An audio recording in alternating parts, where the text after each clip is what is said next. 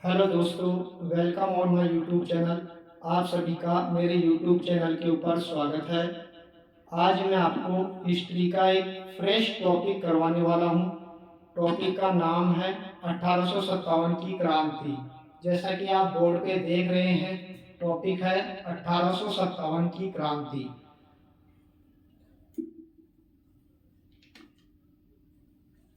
सबसे पहले हम इसका स्टार्ट देखेंगे। कब स्टार्ट हुई? 9 मई 1857। स्थान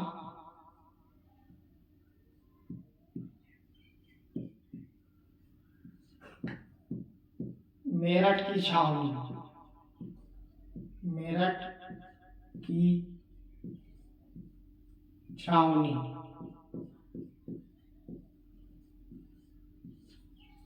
प्रथम शहीद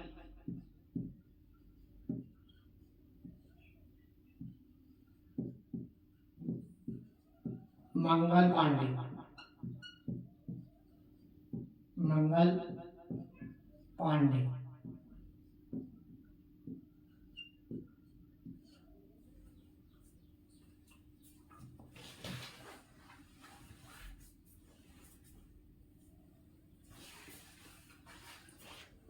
अब हम इसके कारणों के ऊपर चर्चा करते हैं।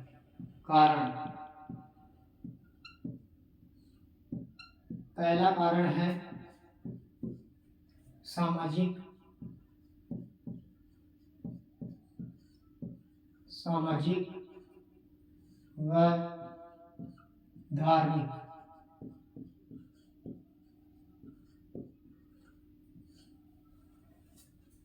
अंग्रेज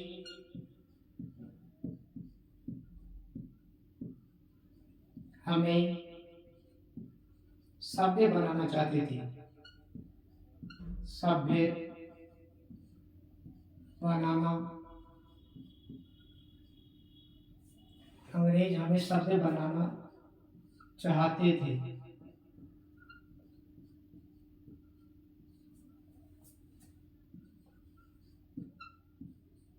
इस प्रयास में उन्होंने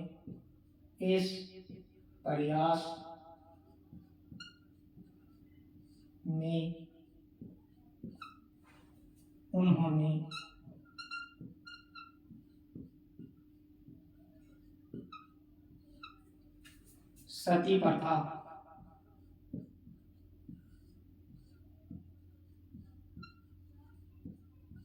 कन्यावध,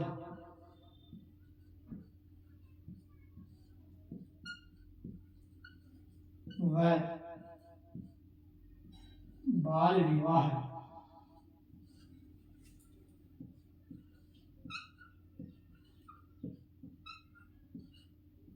पर रोक लगा दी।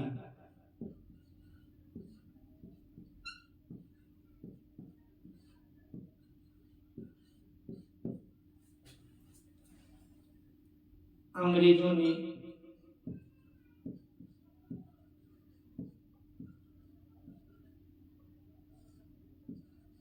1856 में, कब?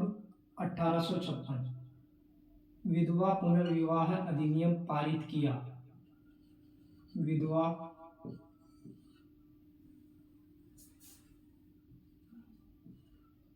पुनर्विवाह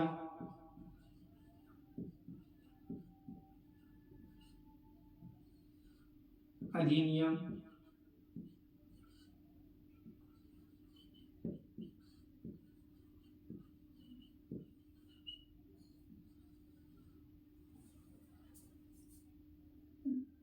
पारित किया।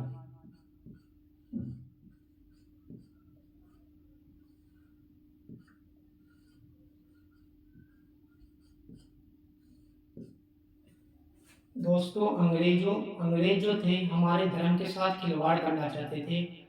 वो हमारे को सुधारने का प्रयास कर रहे थे। इसीलिए उन्होंने क्या किया? सामाजिक व आर्थिक रूप से हमारा शोषण शुरू कर दिया।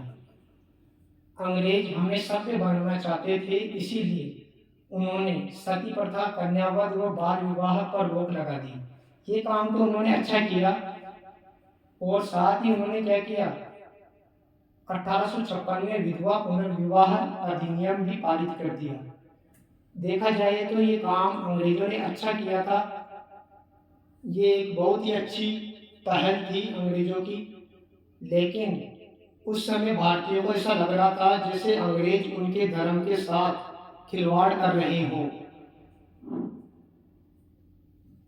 एक बार आप नोट कर लो, फिर हम आगे चलते हैं।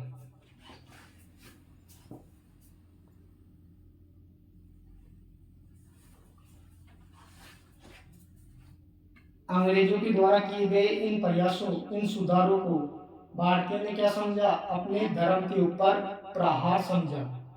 उनको लगा कि अंग्रेज हमारे धर्म के साथ खिलवाड़ कर रहे हैं। अब दूसरा कारण देखते हैं।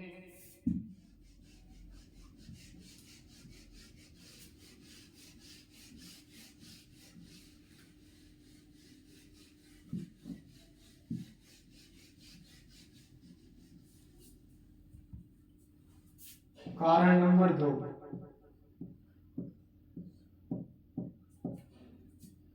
राजनीतिक कारण।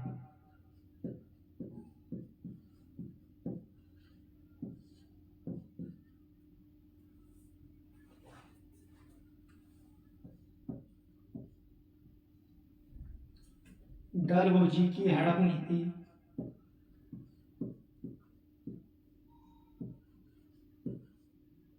डलहौजी की हड़प नीति तथा वेलेजली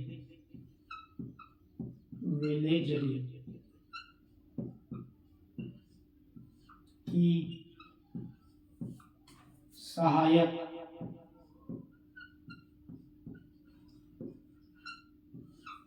संधि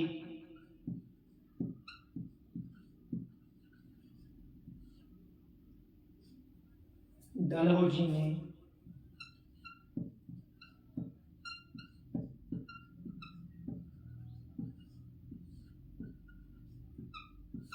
हड़प नीति के द्वारा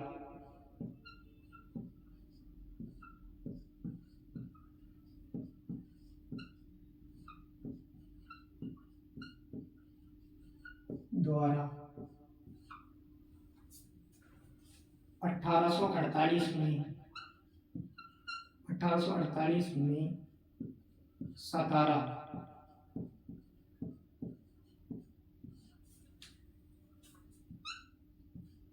1853 झांसी,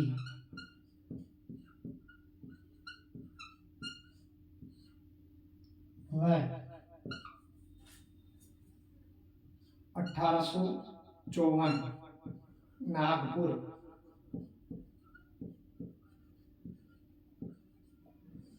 को हड़प लिया।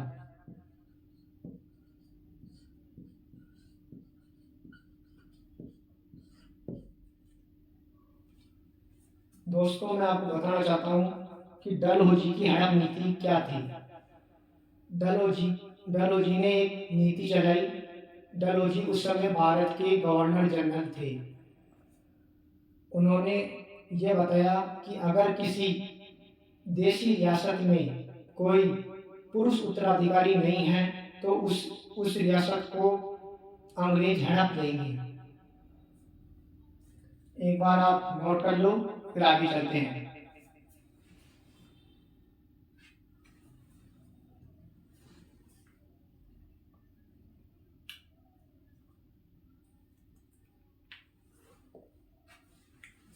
मैं मार्कर में इंक डाल लेता हूँ।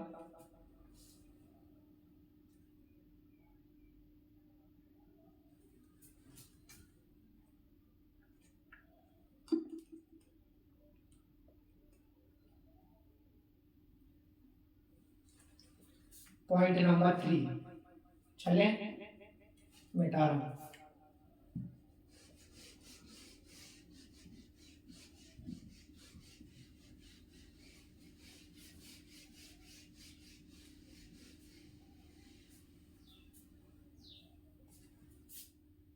तीसरा है सैनिककरण।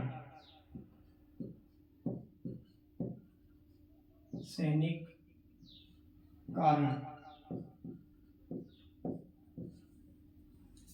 अंग्रेज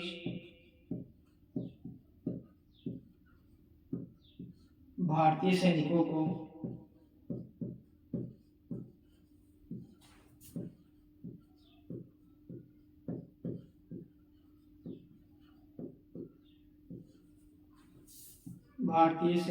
को ब्रिटिश सैनिक की तुलना में ब्रिटिश सैनिक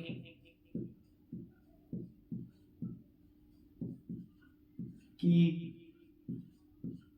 तुलना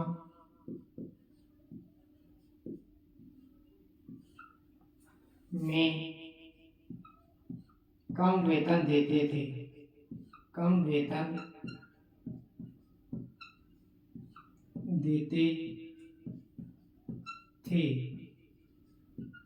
तथा किसी भी भारतीय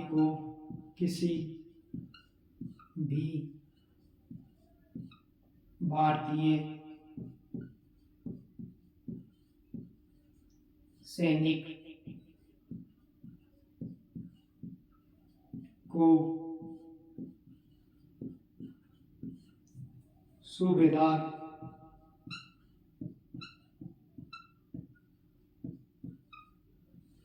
के पद से ऊपर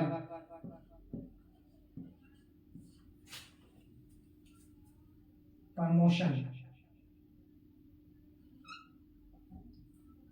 पद से ऊपर का पद नहीं दिया जाता था। पद से ऊपर का पद नहीं दिया जाता था।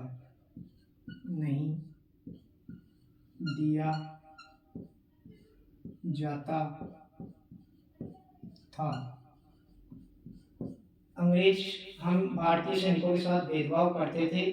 वो हमें वेतन भी कम देते थे और किसी भी भारतीय सैनिक को सूबेदार से ऊपर नियुक्त नहीं करते थे। अब हम चल रहे हैं चौथे कारण की ओर।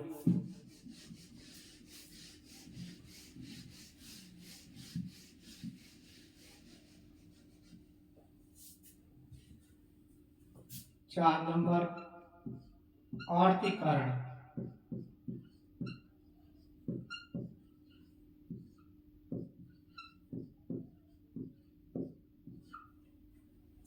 अंग्रेज भारतीय किसानों से अधिक टैक्स लिया करते थे। भारतीय किसानों से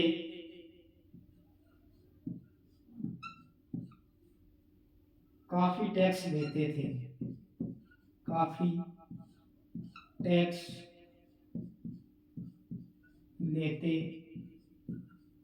थे।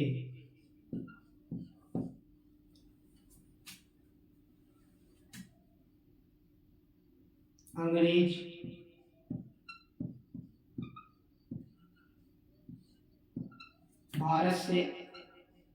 भारत से इंग्लैंड को निर्यात होने वाले इंग्लैंड को निर्यात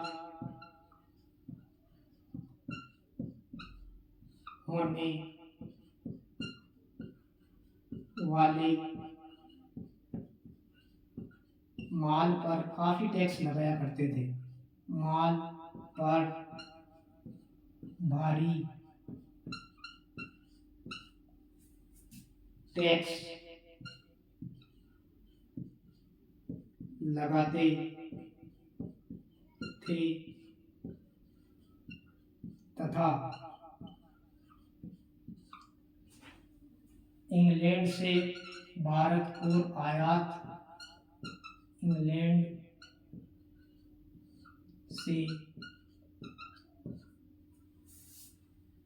भारत को आयात माल पर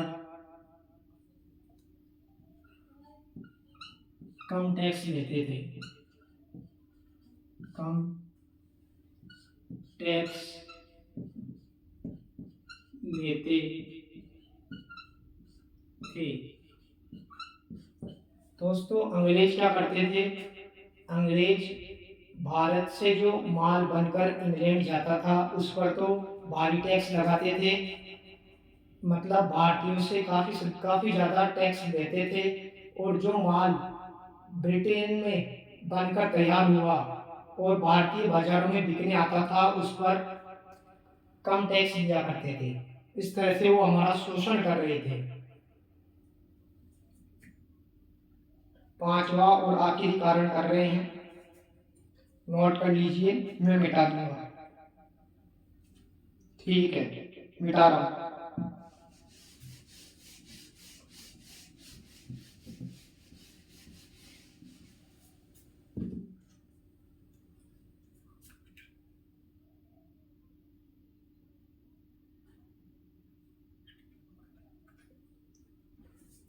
पांचवा और आखिरी कारण है तात्कालिक कारण।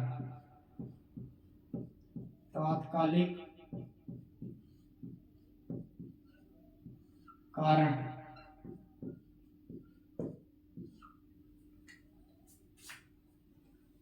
अंग्रेजों ने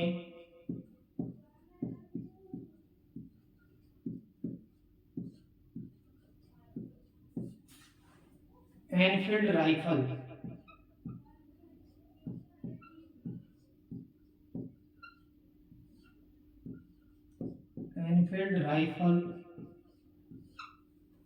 के कारतूसों में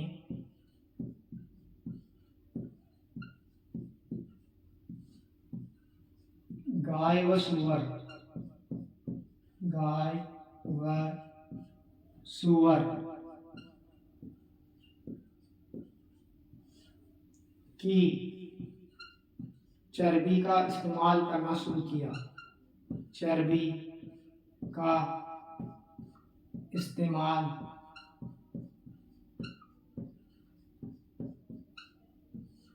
शुरू किया।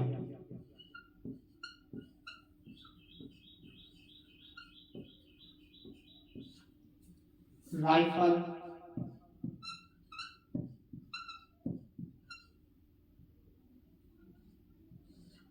चलाने से पहले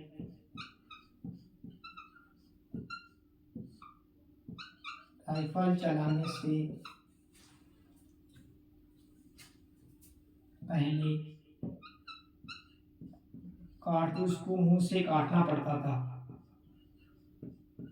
कारतूस को मुंह से काटना पड़ता था। दोस्तों, अंग्रेजों ने एक राइफल चलाई थी, एनफील्ड राइफल। उसमें जो कारतूस काम में लेते थे उसको मुंह से काट कर इस्तेमाल करना पड़ता था। इससे क्या है कि भारतीय सैनिकों का धर्म भ्रष्ट हो रहा था। उसमें गाय और सुअर की चर्बी लगी होती थी कारतूस में। तो इस तरह से सैनिक विद्रोह भारत में फैल गया 1857 में। दोस्तों, कारणों में हमने सारे कारण जान लिए हैं। अब आगे की जो 1857 की क्रांति का जो फैलाव है उसको हम नेक्स्ट वीडियो में कवर करेंगे। धन्यवाद। जय हिंद।